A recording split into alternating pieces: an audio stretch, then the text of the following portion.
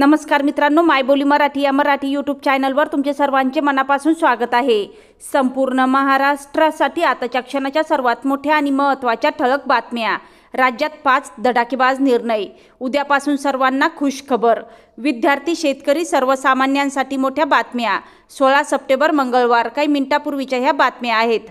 या संदर्भात सविस्तर माहिती या व्हिडिओत जाणून घेऊया।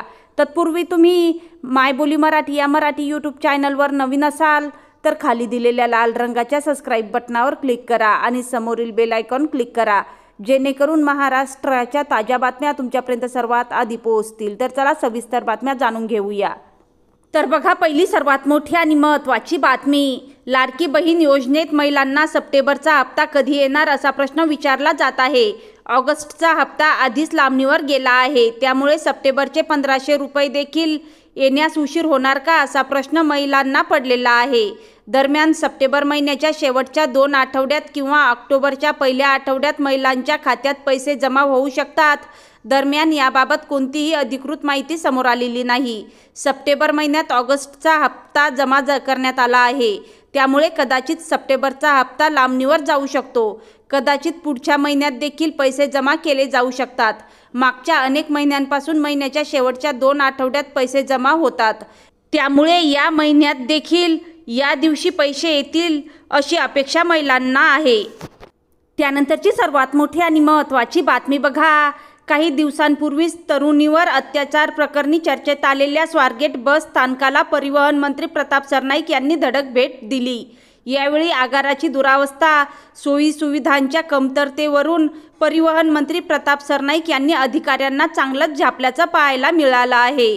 कर्तव्य पार पाडण्यात निष्काळजीपणा करणाऱ्या अधिकाऱ्यांना निलंबनानंतर पुन्हा त्याच पदावर नियुक्त करणे अयोग्य आहे। अशा गंभीर चुका करणाऱ्या अधिकाऱ्यांची यापुढे गय केली जाणार नाही, असे स्पष्ट निर्देश परिवहन मंत्री आणि एसटी महामंडळाचे अध्यक्ष प्रताप सरनाईक यांनी दिले आहेत। त्यानंतरची सर्वात मोठी आणि महत्त्वाची बातमी बघा। राज्यात इलेक्ट्रिक बाईक टॅक्सी सेवेला सरकारने महाराष्ट्र बाईक टॅक्सी नियमाअंतर्गत नुकतीच परवानगी दिली आहे। आता या सेवेसाठी भाडेदर जाहीर करण्यात आले आहेत। हा निर्णय तात्काळ लागू होणार असल्याची माहिती परिवहन विभागाकडून देण्यात आली आहे। राज्य सरकारकडून इलेक्ट्रिक वाहनांना प्रोत्साहन देण्यासाठी प्रयत्न केले जात आहेत।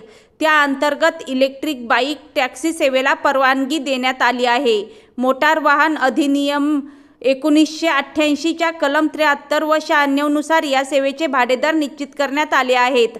त्यानुसार इलेक्ट्रिक दुचाकी टॅक्सीसाठी प्रति किलोमीटर 10.27 रुपयांप्रमाणे प्रवासी भाडे आकारले जाईल। त्यानंतरची सर्वात मोठी आणि महत्त्वाची बातमी बघा। हवामान विभागाने दिलेल्या इशाऱ्यानुसार शुक्रवारपर्यंत राज्यात विविध ठिकाणी पावसाचा जोर कायम राहणार आहे। कोकणात पावसाचा जोर वाढण्याची शक्यता आहे। रायगड आणि रत्नागिरी जिल्ह्यात काही ठिकाणी पुढील 2 दिवस अतिमुसळधार पावसाचा अंदाज आहे। मुंबई, ठाणे, पालघर, कोल्हापूर, सातारा जिल्ह्यातही 3 दिवस जोरदार पावसाची शक्यता आहे।